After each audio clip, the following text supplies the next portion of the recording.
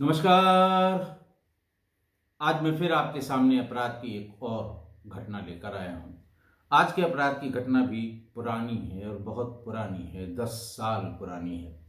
प्रदेश है राजस्थान और जिला है जोधपुर। हुआ कुछ यूं कि 4 अक्टूबर 2016 को बिलाड़ा थाना है जोधपुर में, वहाँ बिलाड़ा से भावी रोड पर दो कारों के बीच जोरदार टक्कर हुई। गांव वाले टक्कर की आवाज सुनकर, ये बात कोई रात में 11:30 बजे की रही होगी। गांव वालों ने जैसे ही वो टक्कर देखी और फिर भागकर वहां आए। कार दो, एक नैनो कार थी और दूसरी इनोवा कार थी, यानी एक थोड़ी बड़ी कार थी और नैनो एक छोटी कार थी। नैनो में सवार एक व्यक्ति, एक गर्भवती महिला और 3 बच्चियां। ये प्राइमा फेसी लोगों को लगा कि ये बहुत गंभीर रूप से घायल हैं। जो कार चालक था पुरुष, उसको भी चोटें लगी हुई थी, लेकिन इनोवा में बैठे हुए किसी व्यक्ति को कोई चोट नहीं आई थी। सिर्फ इनोवा गाड़ी का सामने का हिस्सा क्षतिग्रस्त हुआ था, काफी क्षतिग्रस्त हुआ था। गांव वालों ने तुरंत पुलिस को इत्तला की, बिड़ाला थाने के अधिकारियों को इत्तला की और वहाँ फौरन जो थानाधिकारी थे वो सभी मौके पर पहुँचे तो देखा कि नैनो सवार महिला, पुरुष और 3 बच्चियों की हालत गंभीर बनी हुई है। पुरुष को छोड़कर बाकी सभी बेहोशी हालत में थे। पुरुष को भी हाथ पैर में काफ़ी चोटें थीं। तुरंत लोगों की सहायता से पुलिस ने इन घायल लोगों को बिलाड़ा सीएचसी पर भेजा गया। डॉक्टरों ने मेडिकल चेकअप के बाद प्रेग्नेंट महिला और 3 मासूम बच्चियों को मृत घोषित कर दिया और घायल शख्स को इलाज के लिए हायर सेंटर जोधपुर रेफर कर दिया। मृतकों और घायलों की तत्काल पहचान नहीं हो पाई। हालांकि नैनो कार में मिले आई कार्ड से राजेंद्र उर्फ राजू राम निवासी अजमेर का एड्रेस लिखा हुआ था। पुलिस ने इसी एड्रेस के आधार पर अपनी जांच पड़ताल शुरू की। सामने आया कि कार सवार का नाम राजेंद्र है। वो बबायचा गांव का रहने वाला भंवरलाल का बेटा है। हादसे की सूचना मिलने पर भंवरलाल बंजारा अगले दिन सुबह, यानी ये घटना करीब 11:30 बजे की है, 12 बजे पुलिस जब वहाँ पहुँची, कार्ड मिला।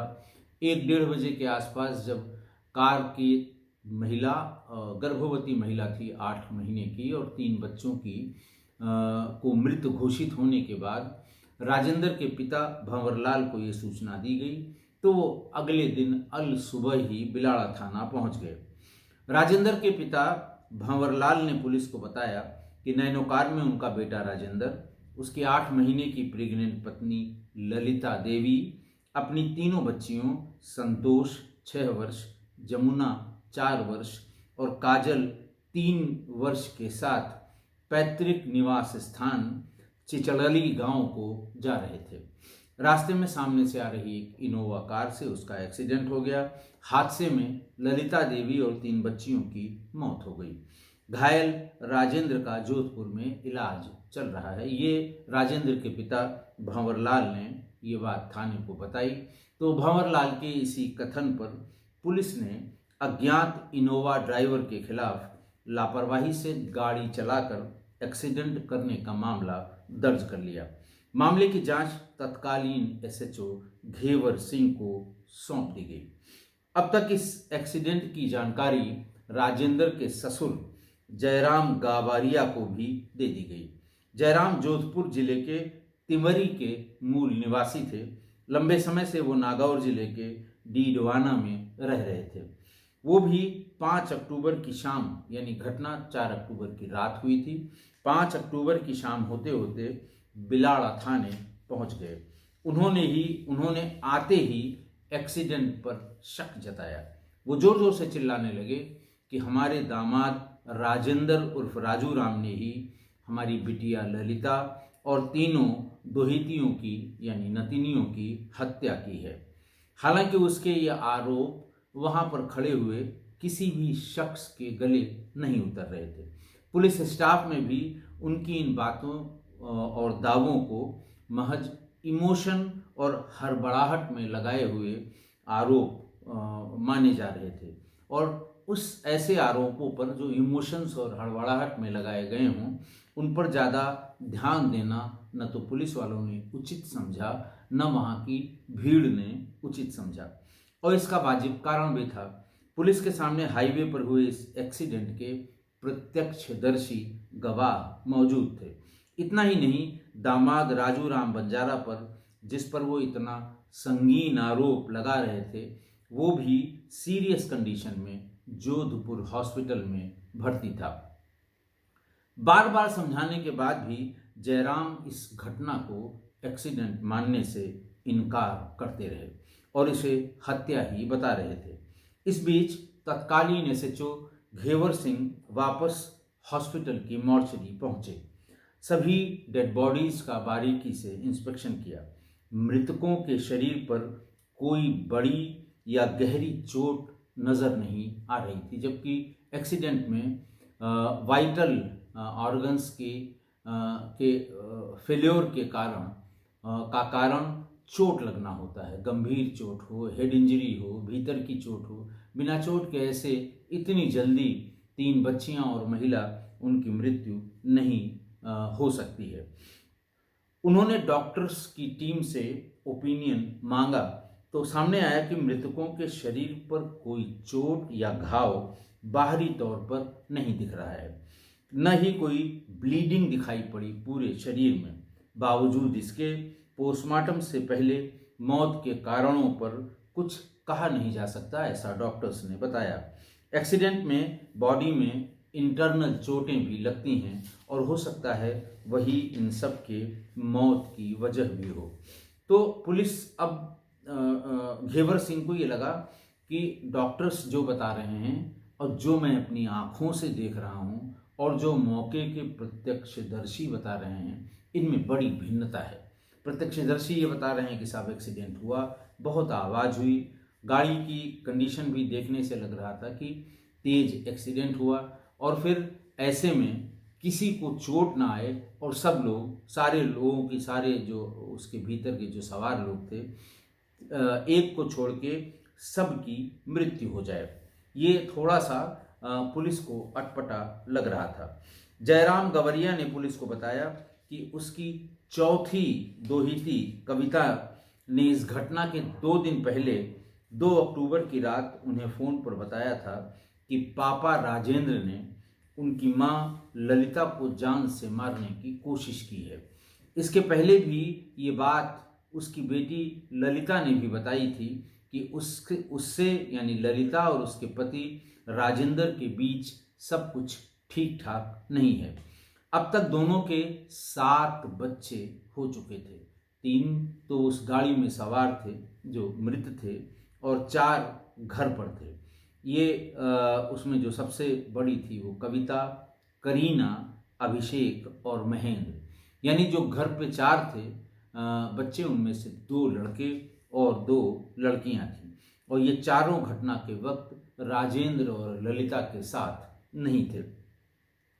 आरोपों की पुष्टि के लिए इन्वेस्टिगेशन ऑफिसर और एसएचओ घेवर सिंह तत्काल जयराम गावरिया को अपनी दोहिती कविता को थाने पर लाने के लिए कहा कि उसे लेके आइए, आप जो बता रहे हैं हम उससे पूछ कर ही इसकी पुष्टि करेंगे।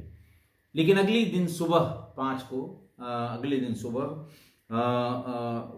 6 को पोस्टमार्टम रिपोर्ट एसएचओ घेवर सिंह को मिल गई। वो उसी के लिए परेशान थे क्योंकि जो डिफरेंस दिखाई दे रहा था घटनास्थल, घटना और मृतकों में, उसको जानने के लिए वो भी परेशान थे। और वो पोस्टमार्टम रिपोर्ट जैसे ही तैयार हुई उनको इतला की गई और उन्होंने हॉस्पिटल पहुंच के पोस्टमार्टम रिपोर्ट एक्सेप्ट की या पोस्टमार्टम रिपोर्ट को रिसीव किया। और जैसे ही उन्होंने इस चारों की पोस्टमार्टम रिपोर्ट को पढ़ा, उनका भी माथा ठनकने लगा। ललिता और 3 बच्चियों में से किसी की मौत का टाइम एक्सीडेंट के टाइम से मैच नहीं हो रहा है। उनकी मौत एक्सीडेंट से कई घंटे पहले हो चुकी थी।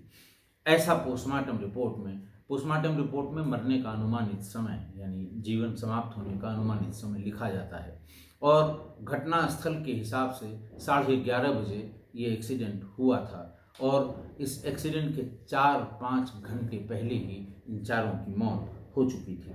ललिता के सिर पर किसी धारदार हथियार की चोट थी। हालांकि उसकी और तीनों बच्चियों की भी मौत दम घुटने से हुई थी। पोस्टमार्टम रिपोर्ट से एक्सीडेंट वाली बात बिल्कुल समाप्त हो गई और इन्वेस्टिगेशन एक नई दिशा की तरफ चली गई। एसएचओ घेवर सिंह ने तत्काल एक पुलिस टीम जोधपुर हॉस्पिटल भेजी। डॉक्टरों से पूछा कि राजेंद्र की रिकवरी कितनी हुई है, तो डॉक्टर्स ने बताया कि बिल्कुल फिट है राजेंद्र और किसी भी बयान लेने की स्थिति में है और उसको फौरन पुलिस वहाँ से कस्टडी में लाकर और थाने पर उसको पूछताछ के लिए उसको बुलाया गया या रखा गया। इधर जयराम की चौथी दोहिती कविता भी अपने नाना के साथ थाने पर आ गई। उसने पुलिस को बताया कि 2-3 दिन पहले उसकी मम्मी और पापा के बीच घर में बहुत बड़ा झगड़ा हुआ था। तब गुस्से में उसके पापा ने उसे और उसकी मम्मी को जान से मारने का प्रयास किया था। हालांकि तब सारे पड़ोसी इकट्ठा हुए थे और फिर उन दोनों के बीच बचाव करके माँ की जान बचाई थी। फौरन एक टीम पड़ोसियों से पूछताछ करने के लिए गई तो पड़ोसियों ने भी कविता की इन सारी बातों की पुष्टि की। पुलिस टीम ने राजेंद्र से पूछताछ शुरू की। उसने पत्नी और तीनों बेटियों की हत्या की बात कबूल कर ली।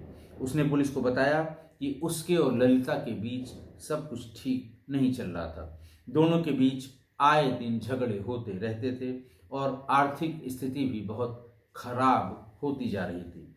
राजेंद्र ने बताया कि उस दिन वो अजमेर के बबायचा गांव से ललिता और 3 बच्चियों को कार में पैतृक गांव चिचड़ली जा रहा था। इस दौरान उसकी, जैसा उसने बताया कि इस दौरान हत्या की कोई बात उसके दिमाग में नहीं थी। इसी बीच वो रास्ता भूल गया और उसने गलत रास्ता पकड़ लिया। बाद में पाली से बिलाड़ा मोड़ होते हुए किसी से पूछकर वापस चिचड़ली का रास्ता पकड़ लिया। जब वो चिचड़ली के सही रास्ते पर पहुंचा, इसी दरमियान पत्नी ललिता उस पर शक करने लगी कि जानबूझकर उसने रास्ता बदला है। वो भूला नहीं है, जानबूझकर रास्ता बदला है और उसको मारने की प्लानिंग कर रहा है। ऐसा उसने गाड़ी में ही यानी कार में ही अपने पति पर यानी राजेंद्र पर आरोप लगाया। धीरे धीरे दोनों में और कई बातों को लेकर चलती गाड़ी में ही झगड़ा होने लगा। बात ज़्यादा बढ़ गई तो राजेंद्र ने गाड़ी में पड़े हुए जो वो जैक को उठाने वाला लोहे का रॉड होता है, लीवर जेड शेप का, उसको अपने ड्राइविंग सीट में नीचे से निकाला और उसके सिर पर, उसी पर 8 माह की प्रेग्नेंट अपनी पत्नी के सिर पर उसी से जोरदार वार कर दिया। वार इतना तेज था कि ललिता तड़पने लगी। इसके बाद राजेंद्र ने तड़पती ललिता के नाक और मुंह अपने हाथों से बंद करके उसे मार डाला। उसके बाद बारी बारी से पहले सबसे बड़ी, फिर बीच वाली और फिर सबसे छोटी वाली बेटी को उनके भी नाक और मुंह को बंद करके उन्हें मार दिया। और ये बात दिन की है। मर्डर करने के बाद राजेंद्र घंटों कार में अपनी पत्नी और बच्चियों की लाश को लेकर घूमता रहा। आखिरकार उसने इस पूरी घटना को एक्सीडेंट बनाने की साजिश रच ली। इस प्लानिंग के तहत रात 11 बजे के आसपास भावी रेलवे फाटक के आगे सामने से आ रही एक इनोवा कार में जानबूझकर अपनी नैनो गाड़ी को भिड़ा दिया। भिड़ंत में राजेंद्र को मामूली चोटें आईं, लेकिन उसने इस तरह से नाटक किया जैसे वो बहुत ही सीरियसली इंजर्ड है। यही वजह रही कि डॉक्टरों ने उसे बिड़ाला हॉस्पिटल लाते ही जोधपुर के लिए रेफर कर दिया।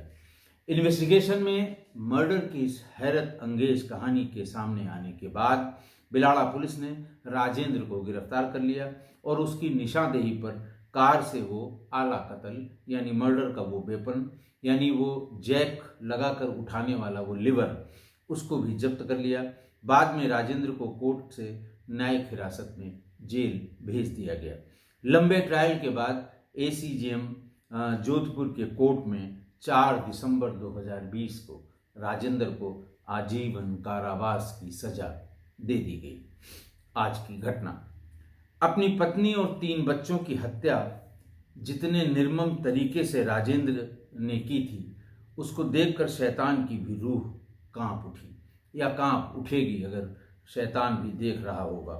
माना कि उसकी पत्नी ललिता से उसके संबंध अच्छे नहीं थे, पर गर्भ में पल रहे 8 माह के बच्चे ने उसका क्या बिगाड़ा था।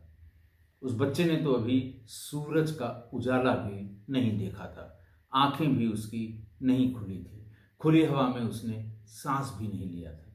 क्या गुनाह था उसका। नाराजगी अपनी पत्नी से थी, लेकिन 8 माह का फुल्ली ग्रोन बेबी था वो, उसने क्या बिगाड़ा था। मासूम बच्चियों ने उसका क्या बिगाड़ा होगा कि एक एक करके उसने हत्या की। माँ की हत्या जब उसने कर दी, मुंह और नाक को दबाया, तड़प कर शांत होगी, उस समय ये 3 बच्चे भी देख रहे होंगे, ये चिल्लाए होंगे, रोए होंगे, बचने की कोशिश की होगी, गिड़गिड़ाई होगी। कम से कम बड़ी बच्ची जो 6 साल की थी वो तो, उसको तो इतना ज्ञान रहा होगा कि उसकी माँ के साथ क्या हो रहा है। वो भी रोई होगी, वो भी चिल्लाई होगी, मम्मी को आवाज़ लगाई होगी, पापा को रोकने की कोशिश की होगी, लेकिन तब तक उसने मार दिया। और जब उस बड़ी बच्ची को, जो सबसे ज़्यादा समझदार थी या सबसे ज़्यादा बड़ी थी, या उसे पता था कि उसकी माँ के साथ क्या हो रहा है, फिर उसकी नाक और मुंह को दबाया होगा। उस समय वो दोनों बच्चियां जो उससे छोटी थी, 5 साल की और 3 साल की, उनके ऊपर क्या बीती होगी। 3 साल वाली तो शायद कुछ न समझ पाए कि क्या हो रहा है, लेकिन 5 साल वाली को तो कुछ आइडिया हो रहा होगा। हो सकता है उसने भागने की कोशिश भी की हो, लेकिन वो इत्मीनान से उसने सबसे पहले बड़ी वाली को मारा, फिर बीच वाली जो ज़्यादा चिल्ला रही होगी उसको मारा, और सबसे छोटी वाली तो शायद समझ ही नहीं पा रही होगी कि उसकी माँ और 2 बहनों के साथ क्या हुआ। या हो सकता है वो डर के मारे चिल्ला रही हो सकता है वो सिर्फ रो रही हो सकता है वो किंग कर्तव्य मूड हो गई हो, उसकी समझ में ना आया हो। लेकिन जब उसकी मुंह को और नाक को बंद करके तड़पाया होगा इसने, 3 साल की काजल पर क्या बीत रही होगी। और वो बेचारी कितना तड़पी होगी जब बाप ने उसके मुंह और नाक, मतलब सांस को बंद करके उसे सफोकेट किया होगा, और उसके प्राण कैसे निकले होंगे। ये सोचकर, इसका विचार करके, इसे विजुलाइज करके किसी भी सामान्य व्यक्ति की आत्मा कांप उठेगी कि कितना निर्दयी और कितना शैतान बाप है जिसे अपने बच्चों पर जरा सी भी दया नहीं आई, और एक एक करके उसने सबकी जान ले ली। कोई कैसे इतना निर्दयी हो सकता है। सिर्फ माँ से गुस्सा या माँ से नाराजगी का बदला वो 3 मासूम और एक गर्भस्थ शिशु से ले रहा था।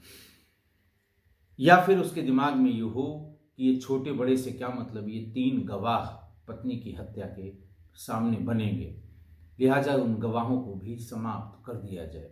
और उसी सनक में उसने तीनों बच्चों को भी मार डाला। उसके ऐसी प्रवृत्ति को ही राक्षसी प्रवृत्ति भी कहा जाता है, और है भी ये राक्षसी प्रवृत्ति। कोई कैसे मार सकता है इतने छोटे छोटे बच्चों को, और अपने बच्चों को, अपनी पैदा की हुई संतान को।